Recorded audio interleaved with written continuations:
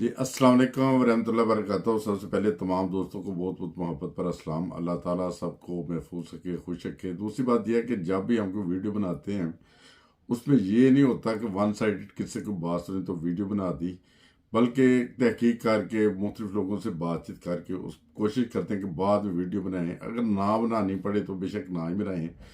बहरहाल जो भी सूरत हाल है, जो प्रदेशों में जब लोग आते हैं किसी वजह से साइलम करते हैं या वैसे आते हैं, वो बहुत सारी मुश्किलात का सामना उन्हें करना पड़ता है।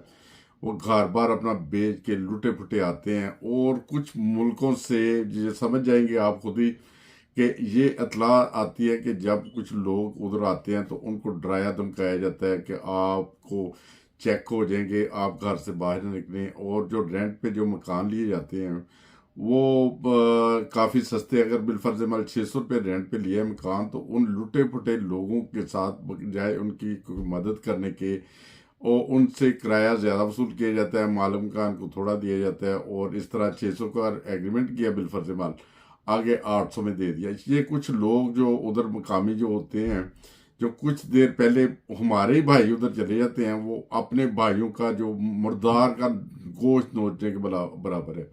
दूसरी बात यह कहते हैं जी आप बाहर नहीं निकलें, आप घर में रहें। और जो सूरत हाल होती है वो उन्हें डरा धमका के चेक हो जाएंगे, वापस चले जाएंगे।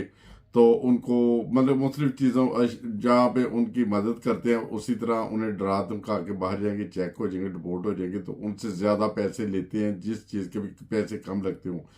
दूसरी बात यह है कि कुछ लोग तो ने तो ऐसे इंतहा कर दी थी। अभी तो कहते हैं बेहतर है सूरत हाल, कि कुछ अर्सा पहले तक ये चलता रहा है, चंद साल पहले तक के वो सूरत हाल है कि वो जब कोई एयरपोर्ट पे कोई बंदा को लेने के लिए जाता है किसी बंदे को, वो अगर बिलफर्ज माल टैक्सी के पैसे 50 पाउंड लगते हैं तो उनसे 200 200 400 पाउंड या जिस मुल्क में भी हो और वो उनसे लिए जाते हैं। ऐसी शिकायत भी आई हैं। बहरहाल मेरे तमाम दोस्तों से ये दरख्वास्त है, रिक्वेस्ट ही कर सकते हैं कि ऐसे जो लुटे फुटे आए, जो दूसरे मालिक में आते हैं, लोग पनाह लेते हैं, उन पनाह दिनों से अपने भाइयों से इस तरह उनका गोश्त ना नोचे, मुर्दार का गोश्त ना नोचे नोचे बल्कि उनके साथ हुस्से सलूक करें। मैं सबसे बड़ी मिसाल देता हूँ कि मुझे भी प्रदेशों में रहते हुए अरसा हो गया। मैंने बंगाली लोगों को देखा है। बंगाली लोग वो हैं कि जो एक दूसरे के जैसे मरों के जख्म के ऊपर पट्टी करते हैं। उन लोगों को मैंने देखा है कि वो जब मैं जिस जगह पे रहने का मुझे मौका मिला है जर्मनी में, वो उस शहर में एक बड़े को एक को दादा बना लेते थे, दादा दादा सारे कहते थे।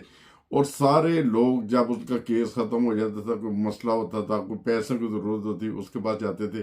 किसके काम की ज़रूरत होती थी वो उनकी मदद करते थे, बल्कि काम का पता करते थे। रेस्टोरेंट वाले भी उनके वाकफ होते थे, उनको काम पे भेजते थे। और हमारी कौम में ये काफ़ी हद तक ये पाया जाता है कि एक दूसरे की हम लोग कभी कभी मदद नहीं करते।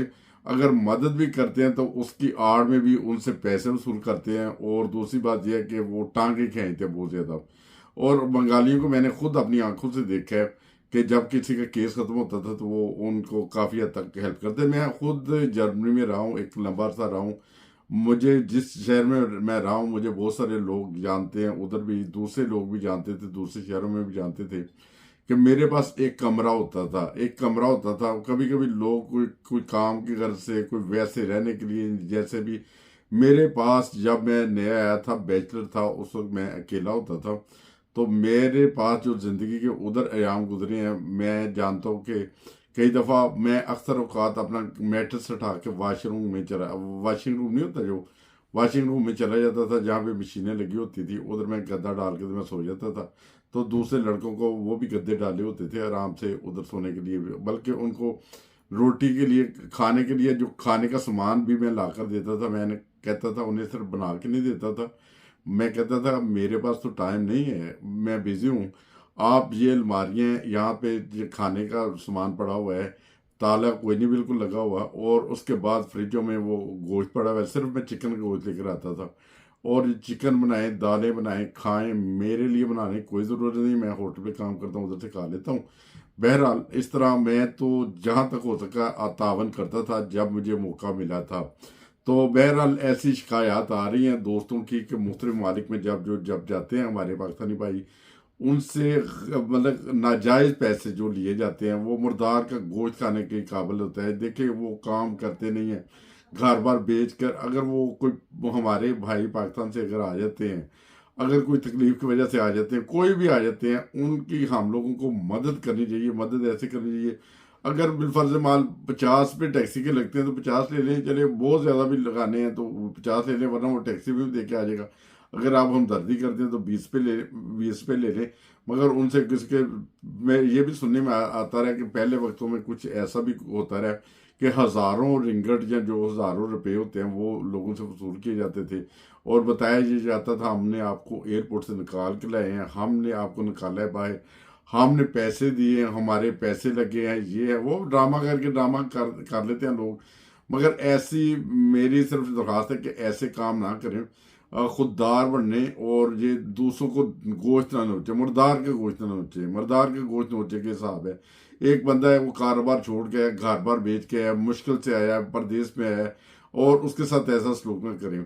मैं सिर्फ आपको रिक्वेस्ट कर सकता हूँ, एक छोटा सा वाक्य मैं और सुना देता हूँ कि ये जो इंडियन जो लोग हैं ना, वो सरदार हैं, उनके बारे में भी बहुत ज़्यादा वो भी एक दूसरे की बहुत हेल्प करते हैं। मैं जानता हूँ वो सरदार भी एक दूसरे की, इंडियन भी बहुत ज़्यादा हेल्प करते थे। जब कोई काम होता था तो दूसरे अपने जो सरदार भाई आते थे, इंडिया से आते थे, नए आते थे, उनके साथ बहुत तावन करते थे। मगर पाकिस्तानियों को मैं ज़्यादातर यही देखा कि वो हमारे भाई हैं, मगर वो उनमें टांगे ज़्यादा खींचते हैं। तो खुदारा टांगे ना खींचे, इस तरह हमारा मुल्क भी तरक्की करेगा, हम भी एक दूसरे के काम आएंगे और एक दूसरे के जहाँ तक काम आना चाहिए। मुझे काफ़ी देर से कुछ दोस्त ये कह रहे थे कि ये इस किस्म की कोई वीडियो बनाएं जिससे शायद किसी को कोई समझ आ जाए।